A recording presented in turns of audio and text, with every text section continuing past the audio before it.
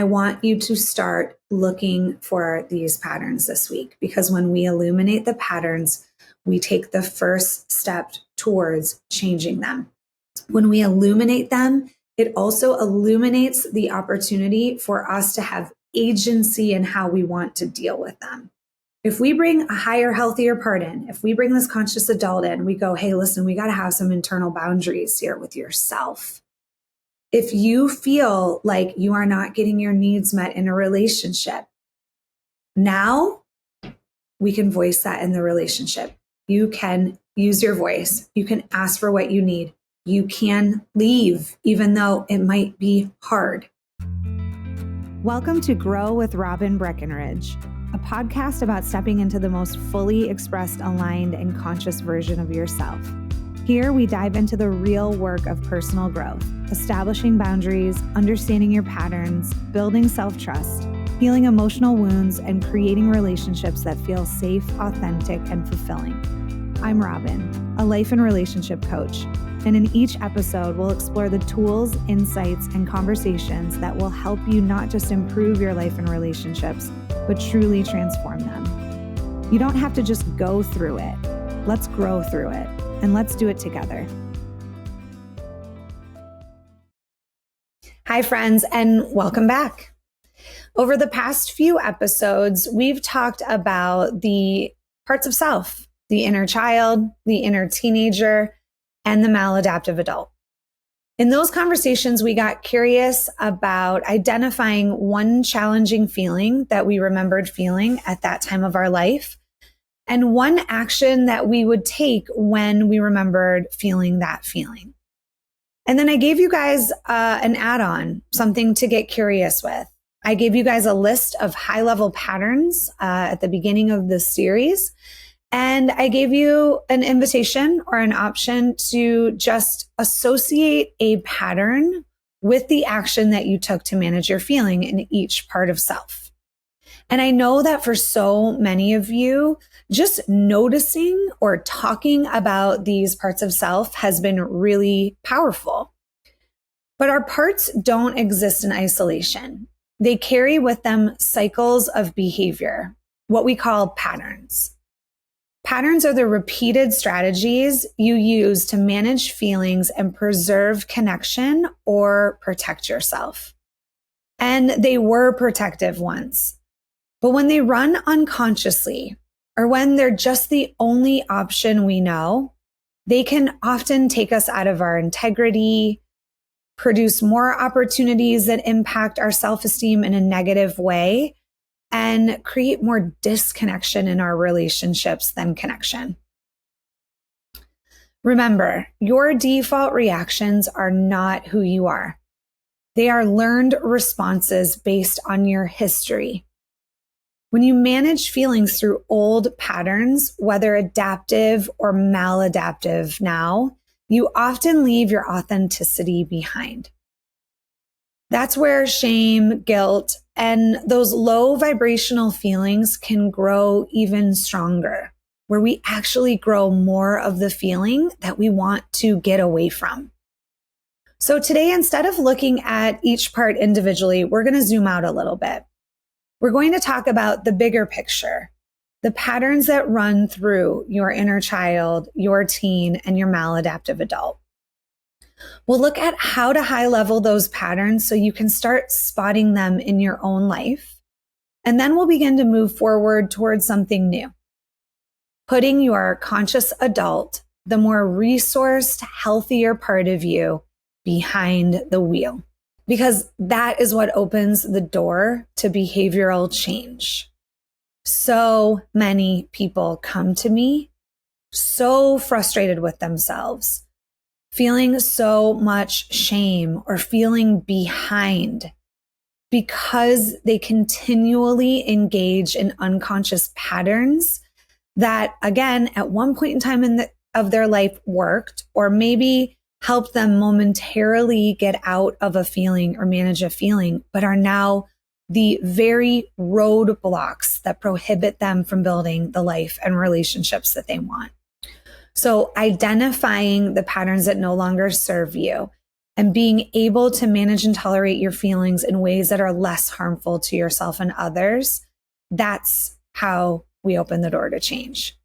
Not by forcing your feelings away, not by escaping them, but by learning how to manage and tolerate them with awareness, compassion, and integrity.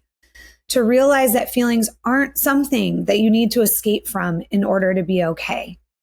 Feelings are simply a communication system that is communicating a need.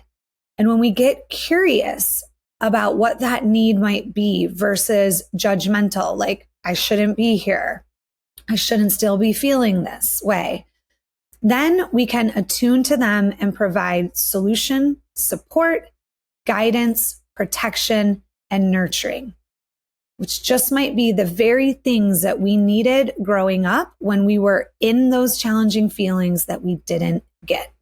So what are patterns? Patterns are the repeated cycles of feelings and actions that run through your parts of self. They started as protection, ways your nervous system kept you safe, connected, or cared for. But when they run unconsciously, they can pull you right out of your integrity. Think of them as younger parts of you crying out, help, I'm scared, overwhelmed, not safe, I need a boundary. Your default reactions, they're not who you are. They're learned responses based on your history. And when you manage feelings through old patterns, you essentially call younger parts of you up to be able to manage the challenge that you're in. I am fairly certain that none of us would elect to send a 5-year-old into our disagreement in our relationship, or your teenager to ask for what you need at work. That's essentially what we do when we allow our old patterning to come up and manage our current feelings. I will never forget this moment where a client called me, and she worked for a very, very big company and had a very prestigious job. And her boss at the time had done something in a meeting that really upset her, and her teenager got activated. And she called me from the bathroom of this very prestigious company. And she said, that's it. I'm going at this lady. Basically, meet me outside after school kind of energy. And she was like, I've had enough. She's embarrassed me this many times. It's on. And I was so glad that she took the pause and went to the bathroom before she did anything.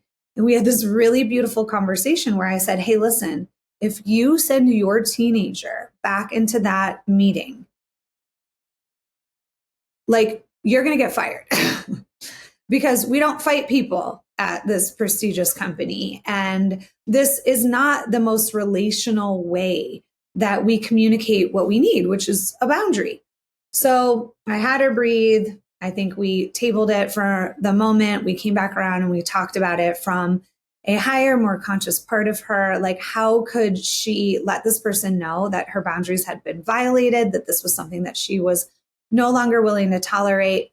And to my knowledge, because this was a long time ago, this person still works for this company and is doing really well in her life. Now, had she sent her teenager back in that room, I don't think she would have had the same outcome. Now, it doesn't mean it's wrong. I mean, maybe she wasn't supposed to stay in that particular company or that role, but it absolutely would have taken her out of her integrity. She would have looked like the one that was the problem versus the person who was mistreating her in that scenario.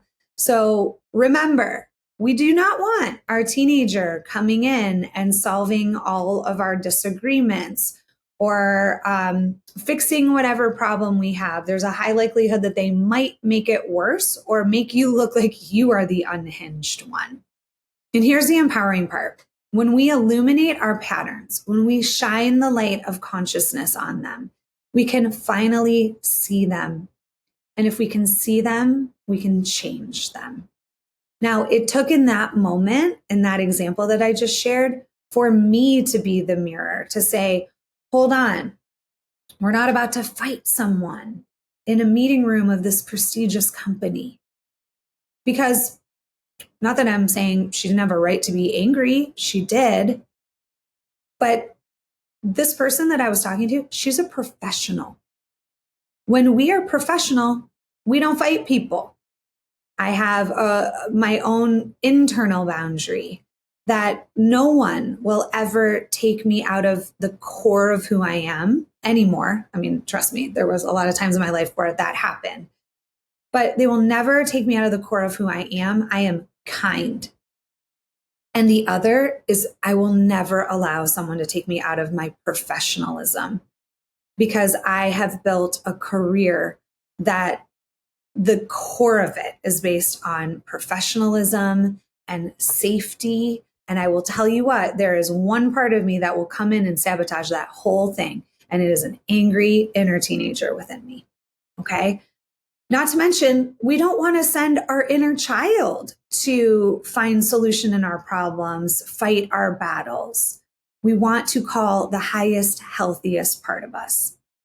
So when I work with clients, I don't read through a giant list of every possible pattern that could be out there. I think it would just be really overwhelming.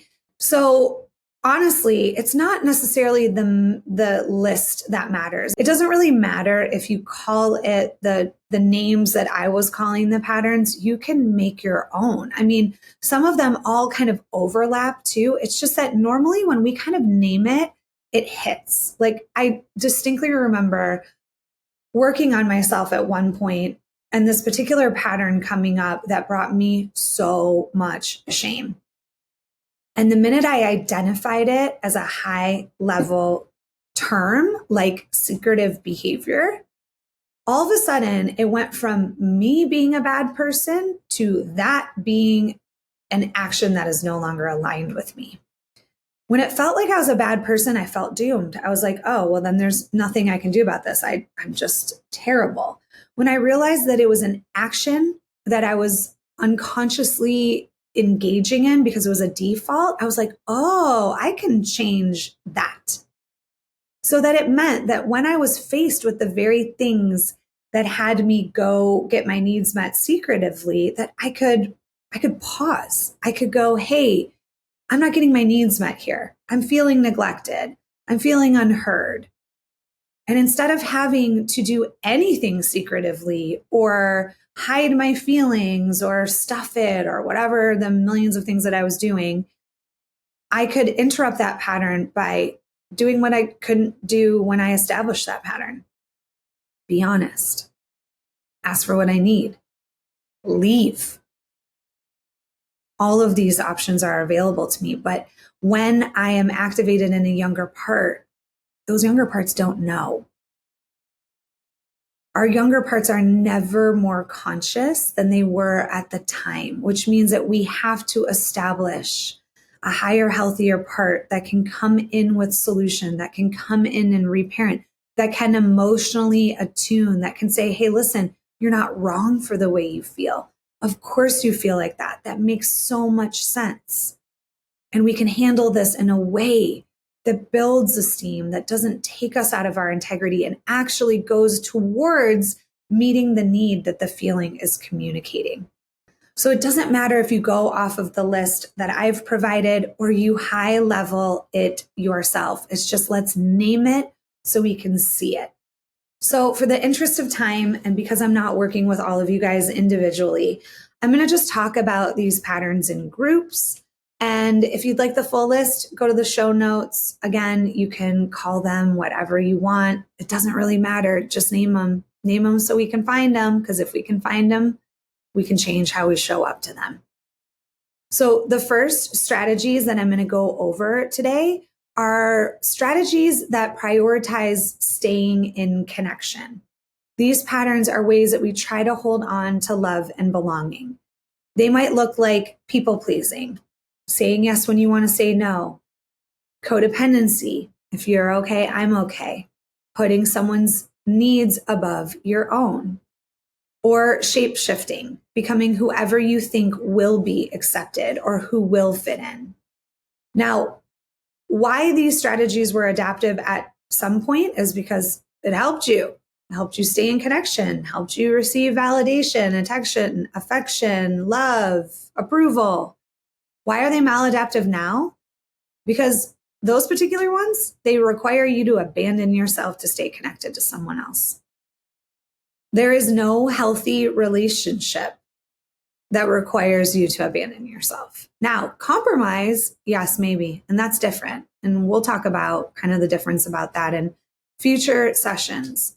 Compromise is like, I'm going to lean into an ours in this situation, an OURS, because there's two people having a challenge here. Compromise is a whole lot different than self-abandonment.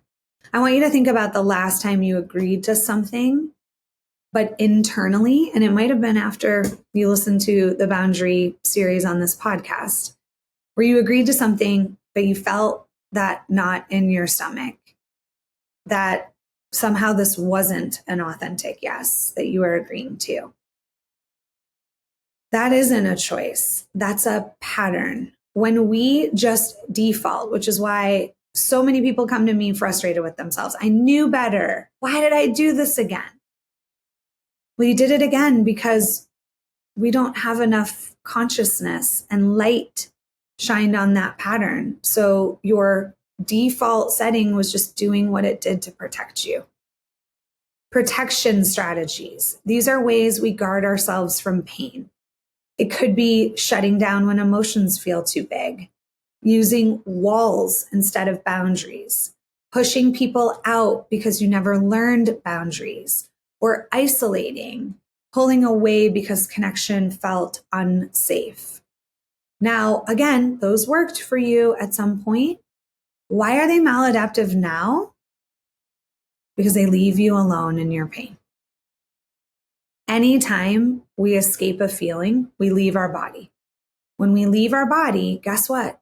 That's where these parts of self we just talked about with the cute pictures that you guys have put up in your house. We leave them in our body because that's where they live. They live in our nervous system. So let's say we experience shame, we're scared, we feel guilt. That is what is so similar to what wounded them. Even if your environment looks completely different, the one theme that is the same is they are alone in their emotional experience.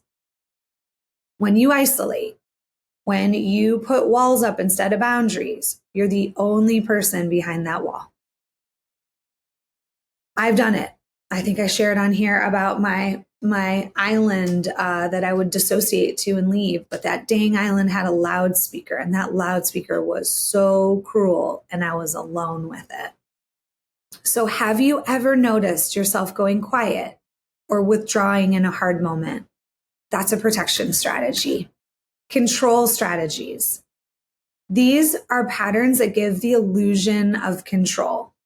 Hypervigilance, which is altering what we're doing to control an outcome, comparing yourself to others, measuring yourself against others to decide if you're good enough, overworking or overfunctioning, believing if you just try harder, you'll finally be worthy. Now, why are these maladaptive now?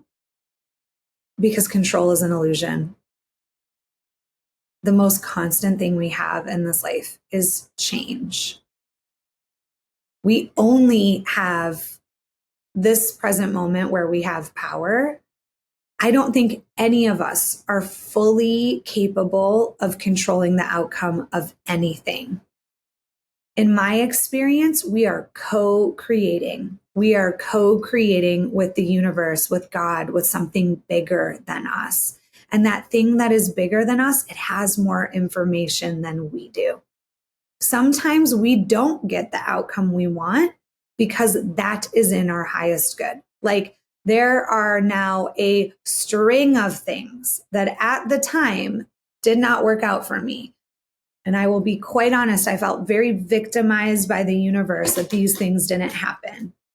And now, from the vantage point I am in on the mountain climb, I can say, thank you, God, for not giving me what I thought I needed. I could not see that at the time. So there are so many times that I am so grateful. I can't control an outcome because I don't have all the information.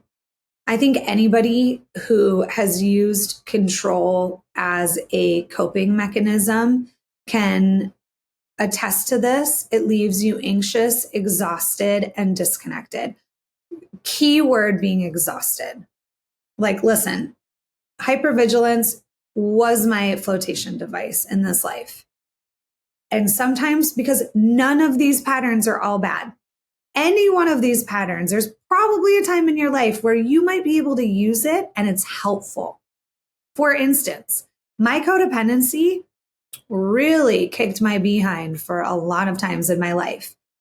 Now, because my codependency has boundaries, I am able to adjust it so that I don't abandon myself to help people, fix people, save people. I now do this for a living. That huge heart that I have to be of service to other human beings, which is really sourced from a very loving part of me, now can have boundaries. And now for a living, I help people. But I do not abandon myself in this work. And now I practice that in my life outside of this as well.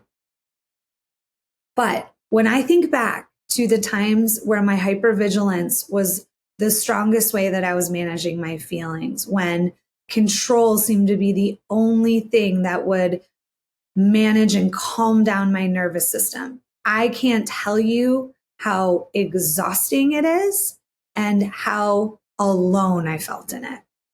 There are times where I call upon my hypervigilance. Man, if I need to create something in this work, if I have a retreat, a workshop where I need to get into action and do all the things, I can call on my hypervigilance. There are times where, I need to call on a very resource part of me, and I can call on that hypervigilance. And something else I tell my clients is if you are a very hypervigilant person, that's a really great thing to trust, because hypervigilance kind of prohibits you from falling on your face. I have not fully fell on my face yet. I have bottomed out in my life, but my hypervigilance has prohibited me from going broke, from totally quote unquote failing. All of these patterns we can call on and use for good, but as default unconscious ways of managing and tolerating our feelings,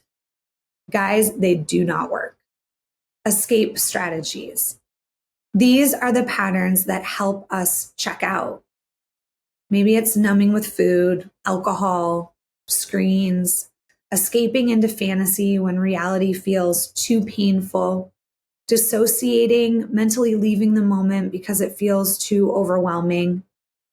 Again, all really great protective strategies when you are stuck in unsafe environments and you were truly powerless as a kid or an adolescent, but they are maladaptive now because they only remove you from the pain temporarily, but they don't help you attune to the need underneath. So the point here is not to memorize every pattern. It's to start noticing which families of strategies feel familiar to you. Your child, teen, and maladaptive adult each carry different ones, or some of them carry the same ones. But when you high level them, you can see the bigger picture. So what's fascinating to me when I walk clients through this part is that as we, look back on the parts of self, sometimes we'll use different language. Maybe as a child, we might think of a challenging feeling and say, I felt scared. And then as a teenager, we might call that angry. And as an adult, we might call that anxiety. But that same challenging feeling followed us throughout our life. And there's one particular client that comes to mind when I think about this exercise. And one of her strongest go-to coping patterns was secretive behavior. And it was really hard to spot for her. So when we looked back, neglect was a theme that ran through her life. And so as a child, she felt neglected because she didn't have enough money to buy lunch when her parents were working and she was home on summer vacation or at school. And so she would start stealing money from her parents' wallet. And that was a form of secretive behavior. Then, as a teenager, she started smoking and drinking and meeting needs to escape the neglect in her house outside of the family system. Then, as an adult, she would have affairs.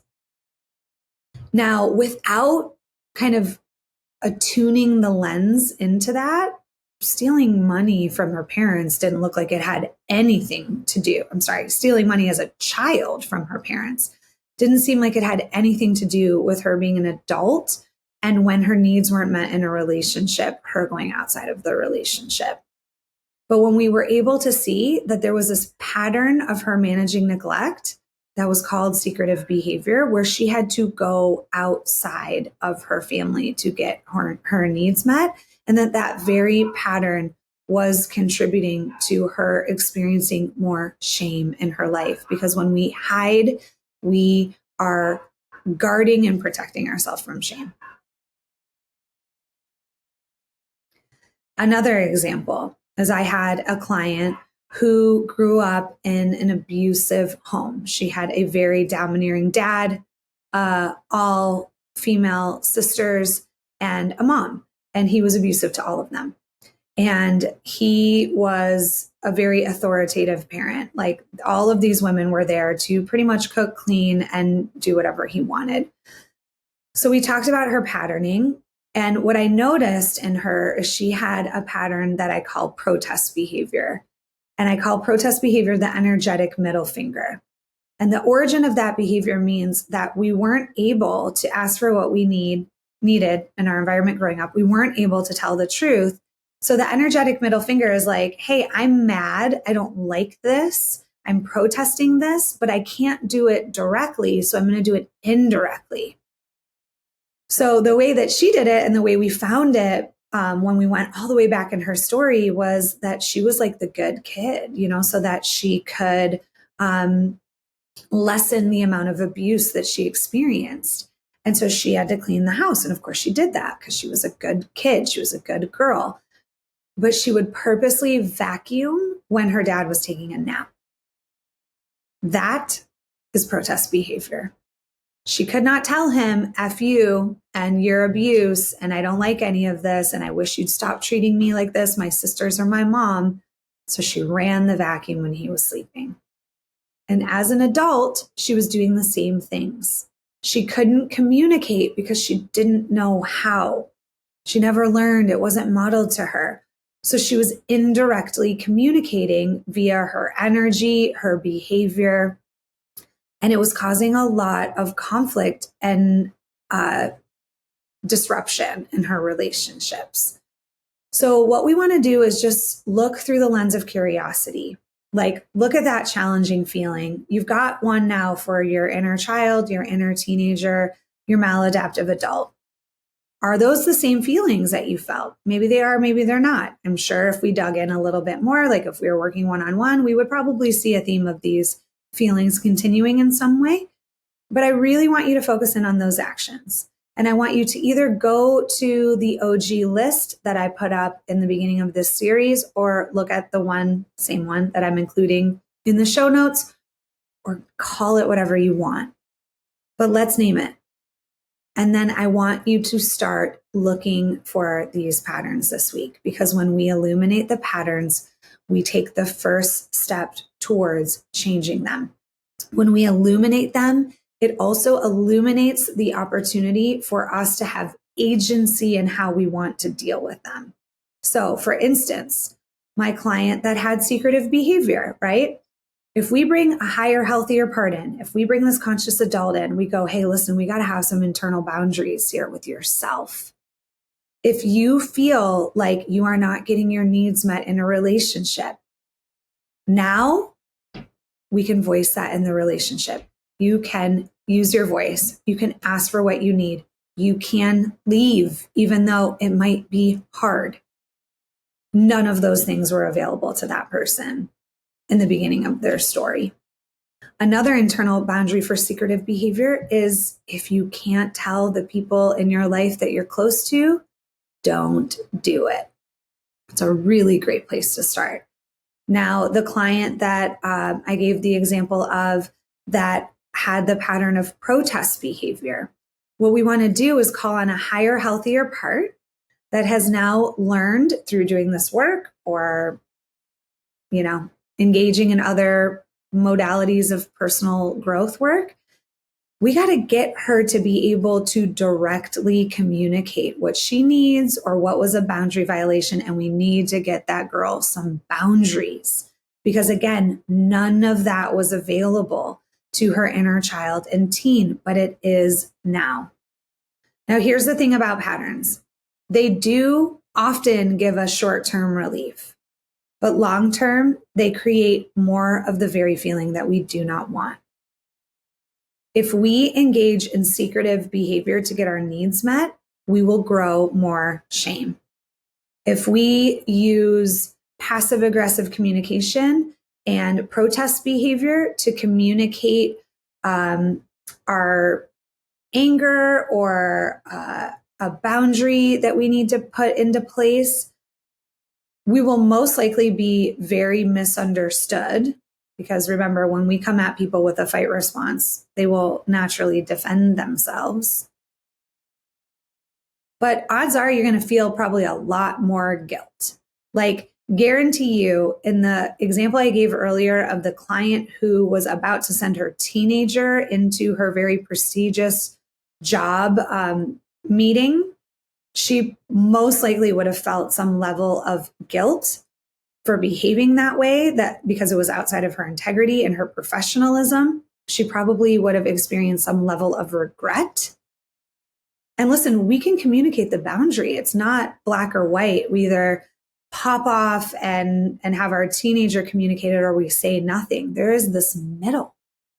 This middle is the more relational option. Again, relational meaning that we have the ability to pause and consider how our behavior impacts ourselves and other people. So when you people please, you might avoid conflict in the moment, but later you might feel resentful, disconnected, alone, dissatisfied in your relationships. When you shut down, you might feel safe for a moment because you do detach from that feeling. But later, you feel alone, unseen, unheard, like nobody cares about your feelings.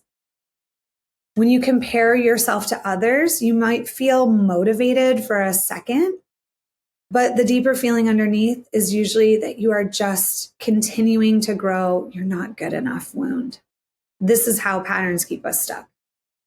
They're protective, but they also grow more shame, guilt, and self-criticism.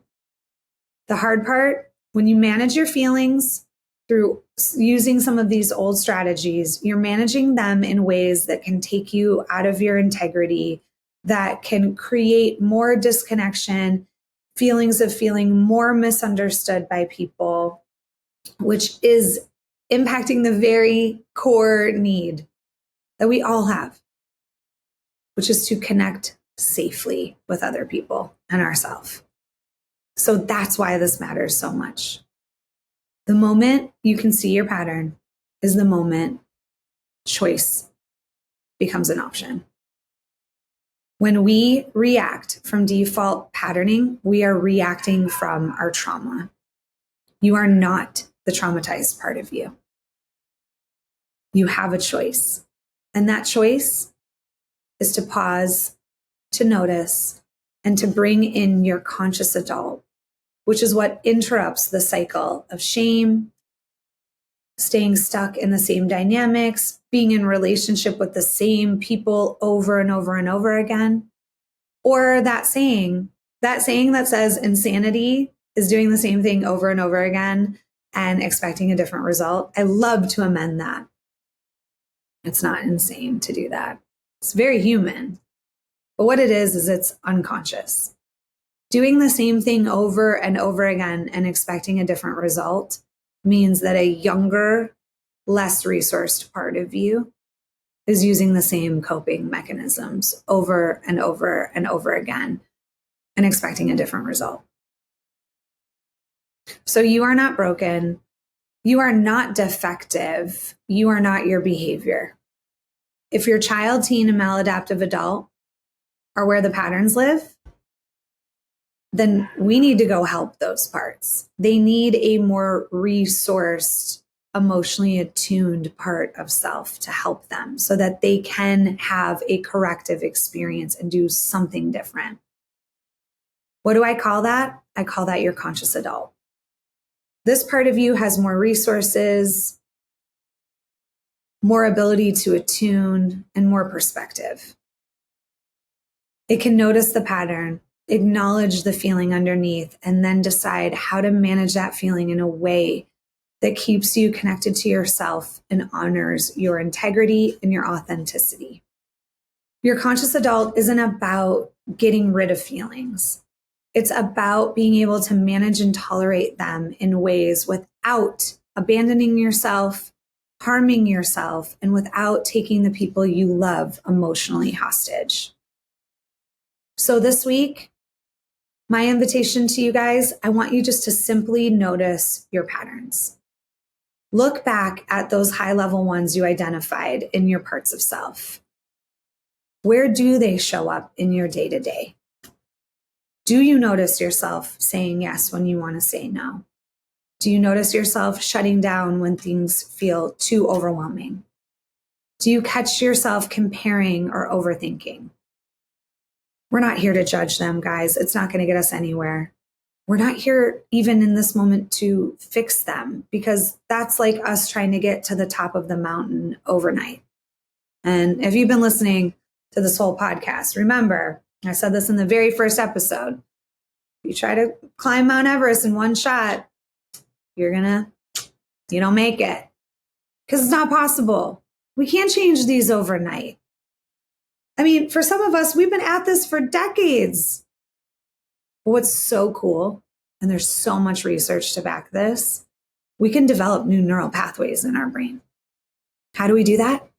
By repetition. Start practicing. Where do we start? We got to look. We got to illuminate. We got to bring consciousness to the unconscious.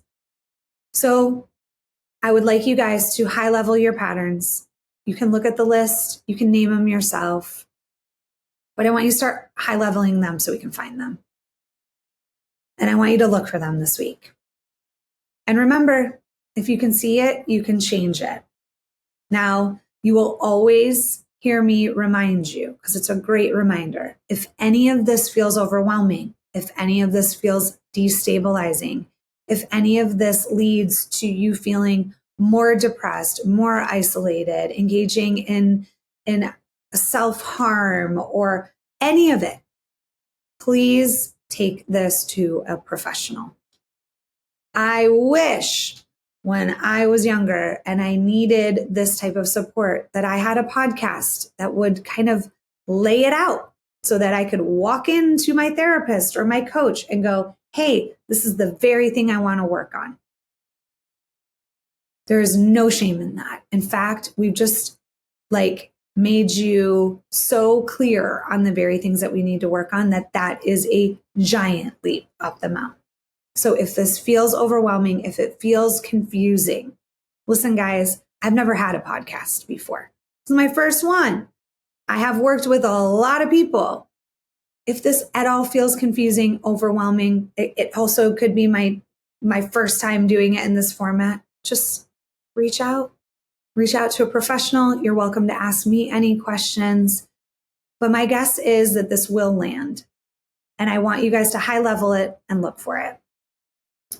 Next time, we're going to go a little deeper into your conscious adult. This is where the work shifts from looking backwards to looking forwards. We are going to establish the higher, healthier part of you. And let me tell you, it's already here because it chose this podcast and you have listened and come this far. We already have access to this part. We're going to strengthen it. We're going to learn how to repair, emotionally attune to these parts of self, and be able to shift these patterns and finally put them to rest. Say, hey, listen, kiss you right on the mouth. You really helped me at certain points of my life, but I don't need these anymore. So here's a closing reminder. You are not your patterns. You are the one noticing your patterns. And every time you bring them into awareness, you open the door to authenticity, alignment, and choice. I'll see you next time as we learn how to put your conscious adult behind the wheel. See you soon. That's it for today's episode. Thank you so much for being here and for doing this work. If this episode resonated with you, I'd love to hear your thoughts. Come connect with me over on TikTok at Robin Breckenridge or Instagram at Coach with Robin, where I share even more insights, tools, and conversations around boundaries, self-trust, relational healing, and so much more. And just a quick reminder, this podcast is for educational and personal growth purposes only. The insights and tools I share are based on my experience as a life and relationship coach and are meant for general guidance. Each person's story is unique, and the nuances of individual experiences can't always be addressed in this format.